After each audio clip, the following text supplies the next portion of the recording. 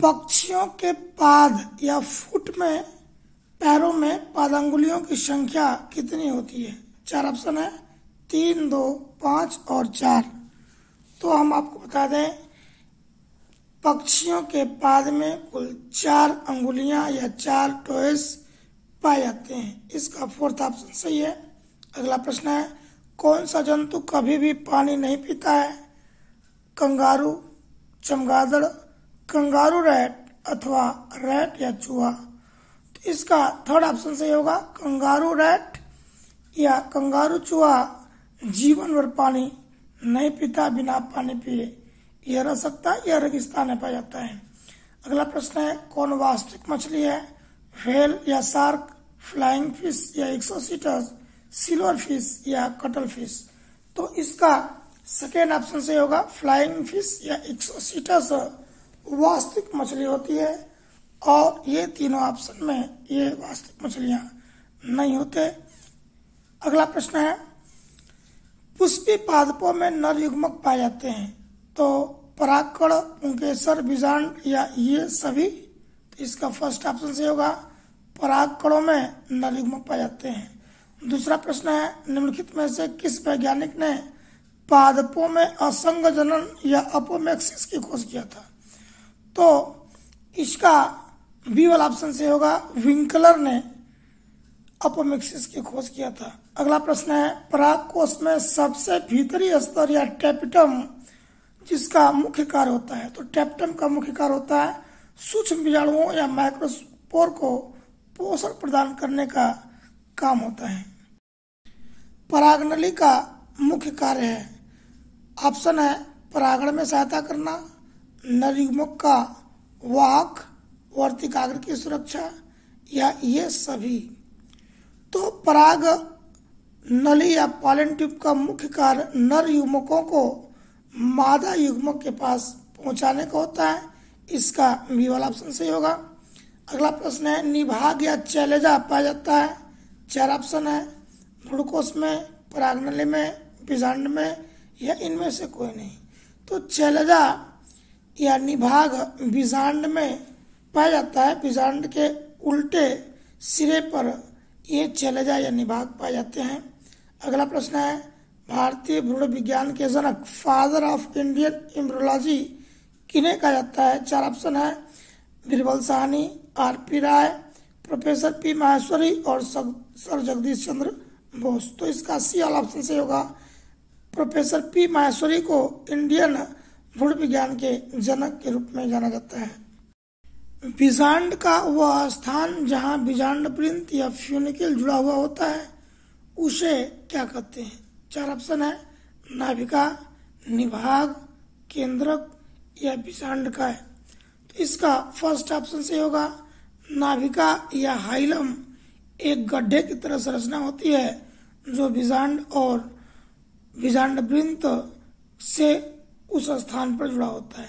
अगला प्रश्न है, द्विनिषेचन या डबल फर्टिलाइजेशन का वर्णन सर्वप्रथम किसने किया था? 4 ऑप्शन है, ल्यूवेनहॉक, P. माहेश्वरी, नवासिन और उपरोक्त में से कोई नहीं। तो डबल फर्टिलाइजेशन जो आवृत्तिबीजी पौधों का मुख्य लक्ष्य होता है, आवृत्तिबीजी पौधों में सबसे पहले नवासिन नाम के वैज्ञानिक ने खोज किया था। ये आवृत्तिबीजी पौधों का मुख्य लक्षण होता है डबल फर्टिलाइजेशन। अगला प्रश्न है, बीज का निर्माण सीड फॉर्मेशन किसमें होता है? 4 ऑप्शन है, अंडाशय या ओवरी में, बीजांड या ओव्यूल में, परागकोश या एंथर में, भ्रूणकोश या एम्ब्रियो सैक में। तो इसका 2nd ऑप्शन से होगा, बीज का निर्माण बीजांड या ओव्यूल में होता है। दूसरा प्रश्न है, द्वितीयक निषेचन या डबल फर्टिलाइजेशन की क्रिया किसमें होती है? 1st ऑप्शन है, 2 नर युग्मकों के संयोजन द्वारा। दूसरा ऑप्शन है, अंड कोशिका एवं 2 नर युग्मकों का संयोजन द्वारा। 3rd ऑप्शन है, एक नर युग्मक का अंड कोशिका से तथा दूसरे का द्वितीयक केंद्रक से संयोजन। 4th ऑप्शन है, नर युग्मक का द्वितीयक केंद्रक से संयोजन। तो इसका सी वाला ऑप्शन से होगा, जब एक नर युग्मक का अंड कोशिका से संयोजन होता है तो इसे निषेचन कहते हैं या प्राइमरी निषेचन कहते हैं। और दूसरा नर युग्मक बीच में दो केंद्रकों के साथ जाकर के मिल जाता है, उनसे समेकन करता है, जिसे द्वितीयक निषेचन कहते हैं। ये तीन केंद्रक एक साथ निषेचन करते हैं और एक केंद्रक नर युग्मक अंड कोशिका से करता है, अर्थात कुल 5 केंद्रकों का निषेचन होता है, जिसे डबल फर्टिलाइजेशन या द्वितीयक निषेचन की क्रिया कहते हैं।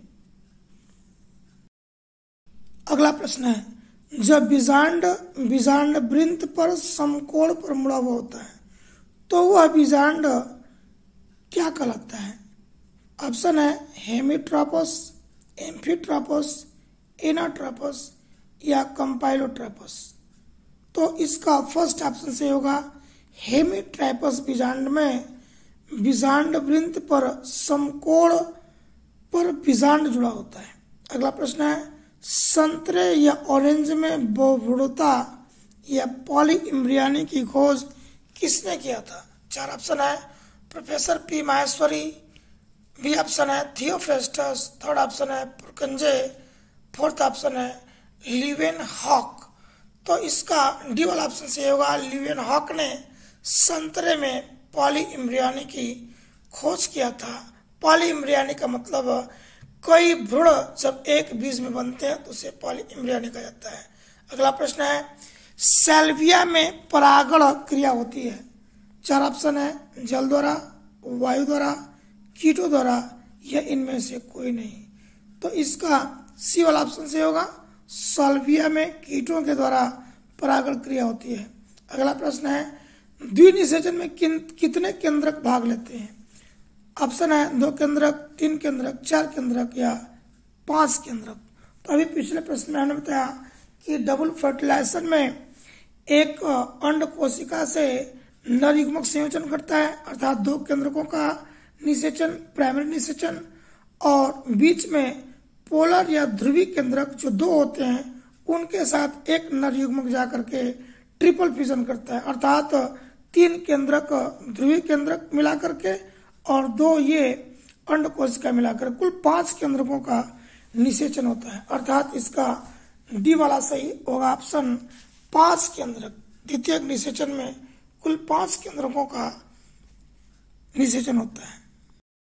अगला प्रश्न है, द्विनिषेचन या डबल फर्टिलाइजेशन किन पौधों में पाया जाता है? 4 ऑप्शन है अनावृत बीजी पौधे, आवृत बीजी पौधे, ब्रायोफाइट्स या टेरिडोफाइट्स। तो इसका बी वाला ऑप्शन से होगा आवृत बीजी या एंजियोस्पर्म, जिसे फ्लोरिंग प्लांट्स कहते हैं। वे पौधे जिनमें पुष्प लगते हैं, बीज लगते हैं, फल लगते हैं, आवृत बीजी पौधे कहे जाते हैं। इन्हीं पौधों में डबल फर्टिलाइजेशन की क्रिया होती है। इसका बी वाला ऑप्शन से होगा। अगला प्रश्न है, अंड उपकरण या एग ऑपरेटस बनता है। 4 ऑप्शन है केवल अंड से, अंड व प्रथमुख कोशिकाओं से, अंड व सहायक कोशिकाओं से, सहायक कोशिकाओं व प्रथमुख कोशिकाओं से।